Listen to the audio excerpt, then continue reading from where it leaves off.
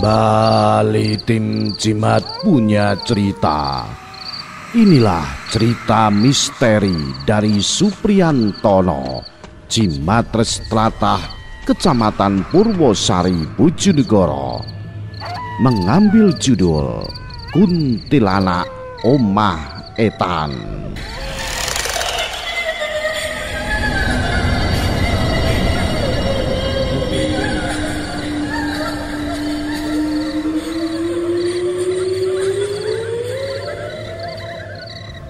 Kedadian iki tak alami kira-kira bulan November tahun-tahun winginane. Bengi iku Jumat malam Sabtu aku ngenteni acara ning TV sing tayang jam 12 bengi kurang. Suwe anggonku ngenteni akhire acarane wis mulai. Aku nonton karo ngombe kopi ben gak ngantuk, lagi nonton 3 menitan njero batinku ngomong. Acara apa iki? Kok ora ana penampakane blas? Kopi banjur tak entekne. TV tak pateni banjur mapan turu nek kamar. Mbuh kena ngopo dina kuwi aku ora iso turu. Hawane adem banget gak kaya biasane. Rapati suwe aku nglebak ngulon. Lah kok ujug-ujug ana wong wadon turu ning pinggirku. Rupane ayu tapi aneh. Pakaiane serba putih kabeh. Wong wedok iku ngomong marang aku, jarine njaluk njupukno ngombe. Mbuh keneng opo aku kok langsung manut wae. Bengi iku awakku merinding kabeh, kaku, mata kaya-kaya ora iso kedhep.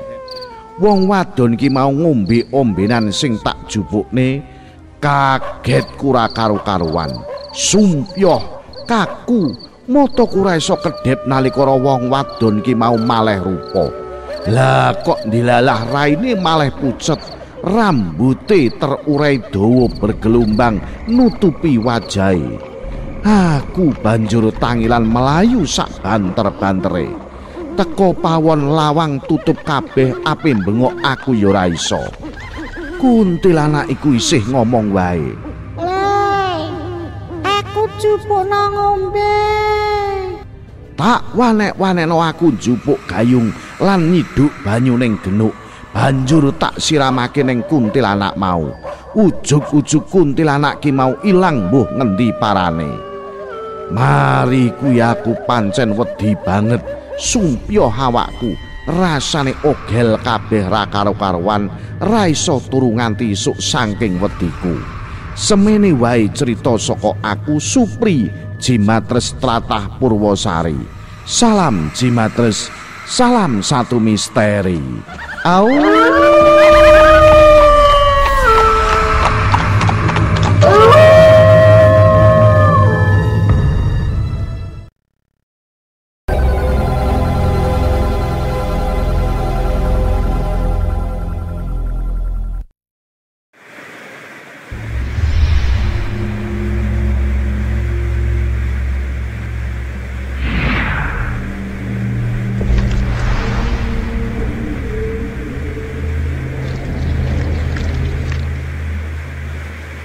Kembali tim Jimat punya cerita dengan judul Pengalaman Misterius Kiriman Wuryanto.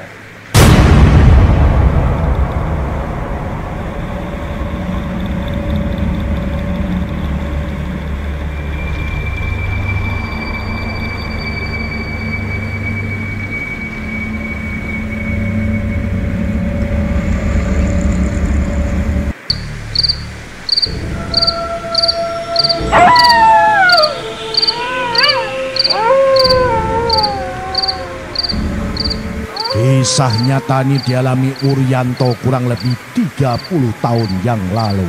Saat itu pada sore hari mendung menggelayut di musim penghujan adalah merupakan pemandangan yang membosankan.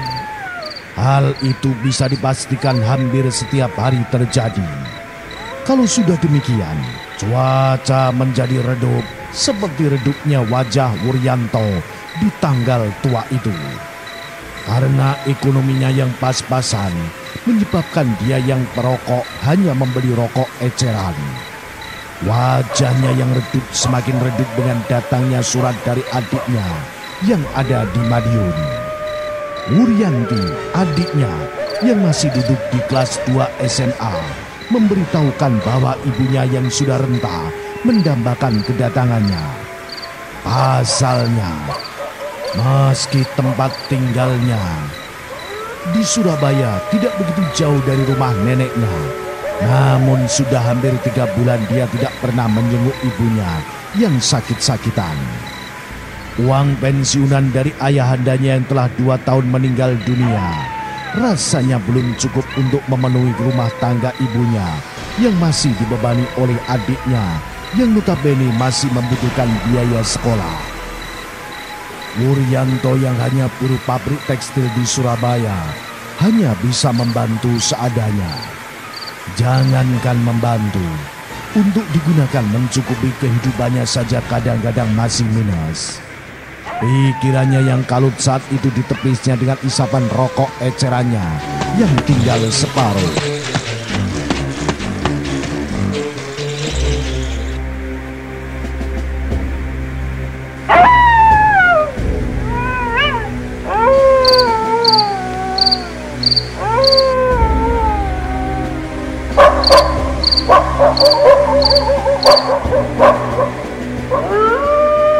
Sementara suara gemericik hujan gerimis yang mulai tiba menambah hati kecilnya menjadi ciut. Dia belum bisa menemukan jalan keluarnya. Dari mana mencari uang untuk meringankan beban keluarganya yang ada di Madiun. Suara hingar-bingar radio dan tip recorder tetangganya yang hidup berhimpit-himpitan di kamar-kamar kos tak diindahkannya. Suara itu berbaur dengan celoteh anak-anak kecil putra-putranya para tetangga.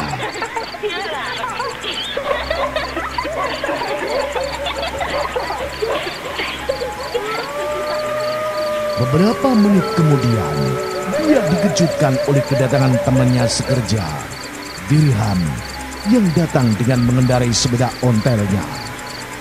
Dirham yang datang dengan tubuh basah kuyup oleh hujan yang menerpanya setelah meparkir sepedanya di depan kamar kos Wuryanto, lalu lari berjingkat memasuki jerambah kamar Wuryanto.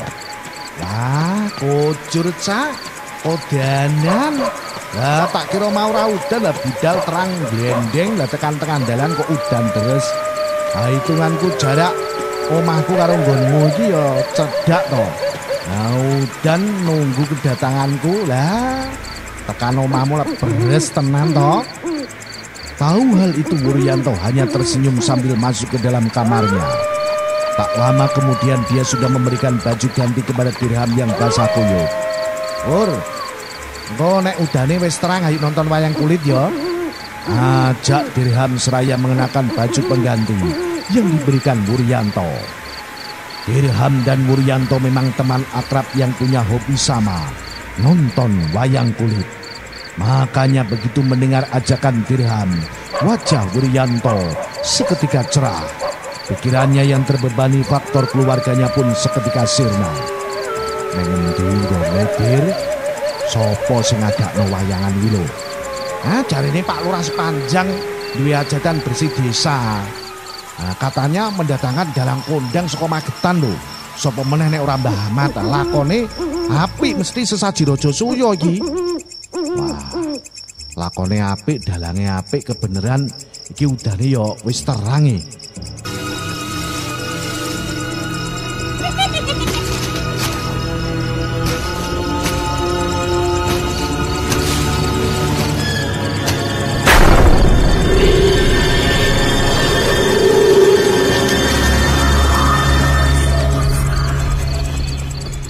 Wuryanto bergegas masuk ke dalam kamarnya untuk ganti pakaian. Jam 9 malam tepat mereka pun sama-sama berangkat dengan sepeda ontelnya mendatangi lokasi pertunjukan wayang kulit itu. Ketika tiba di lokasi pertunjukan, tidak begitu banyak orang yang menonton, mungkin terkendala dengan cuaca mendung disertai hujan rintik-rintik yang masih belum reda bedar. Dengan demikian mereka dengan mudah mencari tempat yang enak untuk menonton wayang kulitnya.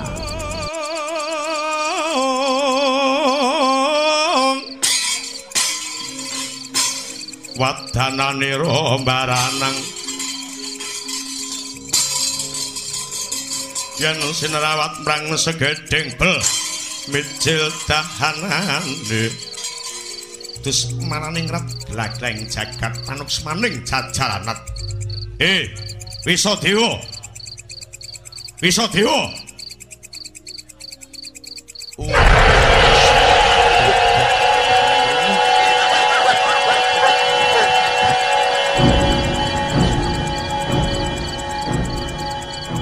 Namun, ketika adegan masih dalam penampilan Cangik dan Limbu, Wuryanto kelihatan panik. Wah, ciloko dir, aku mau kesusu budal nganti lali ngunci pintu kamarku. Aku balik dulu ya dir, aku tak ngebut wae. Mengko delok kaslak balik mrene pesenku, kursi sing tak nggon iki aja diwene wong liya lho dir. Pesan Wuryanto segera bergegas meninggalkan Dirham yang tampak agak kecewa.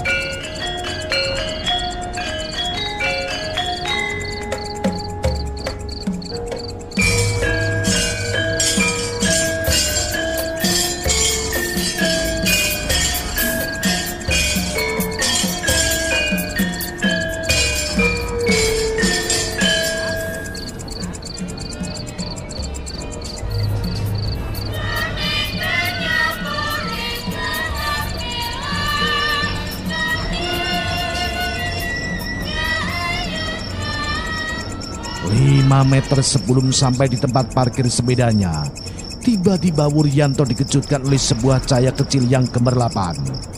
Cahaya itu menempel di stang sepedanya.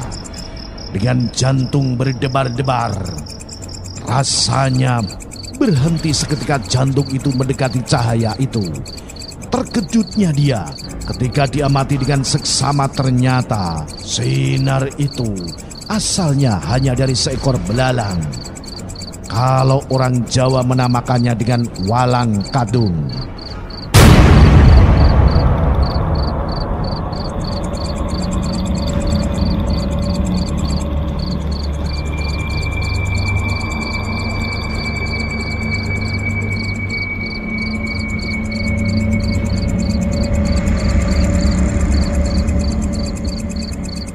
Belalang yang masih menempel di stang sepedanya itu seolah-olah menghipnotisnya.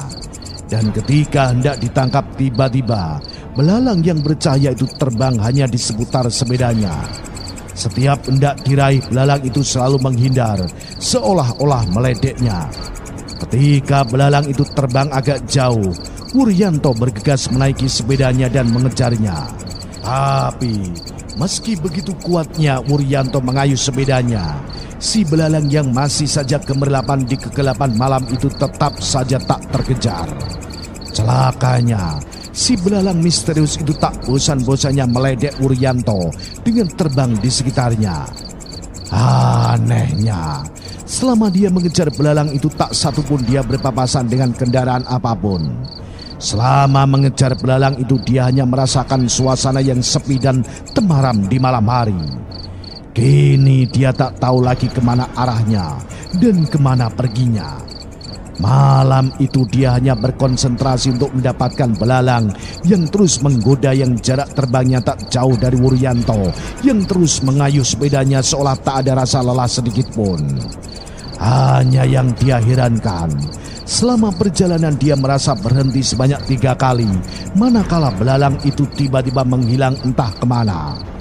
Dan ketika dia setiap kali menghentikan sepedanya, tiba-tiba saja muncul seorang nenek-nenek yang mendatanginya dengan membawa sebuah kendi berisi air minum yang kemudian memberikan kendi itu kepadanya.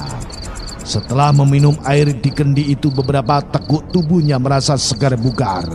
Belum sempat mengucapkan terima kasih kepada nenek yang baik hati itu, tiba-tiba si belalang bercahaya muncul lagi dengan terbang rendah di dekatnya, disusul oleh lenyapnya si nenek tua.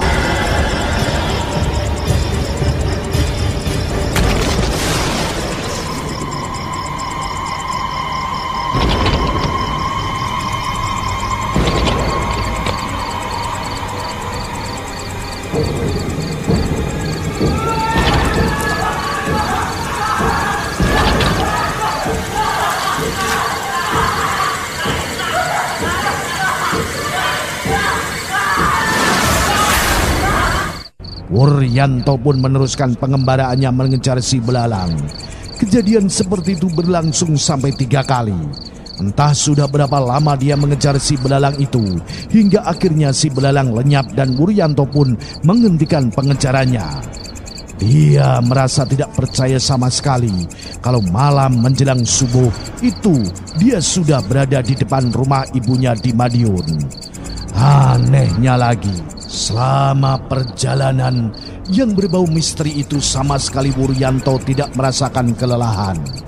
Wuryanto benar-benar tak habis pikir. Jadi selama dia berjuang untuk mendapatkan belalang bercahaya tadi, ternyata dia sudah menempuh perjalanan panjang dari Surabaya ke Madiun hanya dengan menggunakan sepeda ontel.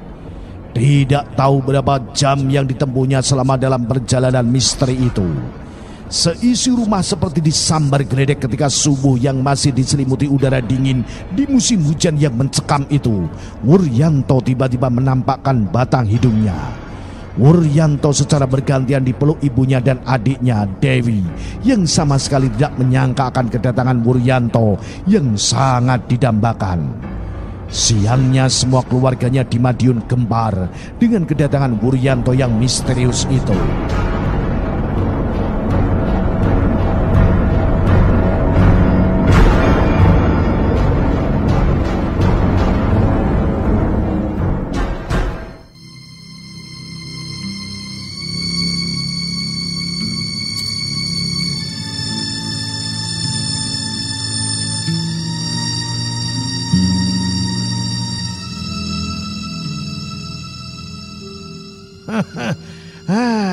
Aku kok eling karo kakek Brojo sing duwe peternakan walang akeh kuwi ya.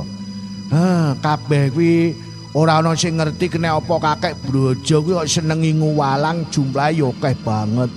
Ning rikala jaman Jepang walang-walang kuwi dienteki karo tentara Jepang dianggep nyebarno penyakit. Lah sak teruse walang-walang saking akeh kuwi diserahno karo abdi setiane sing jenenge Patonah.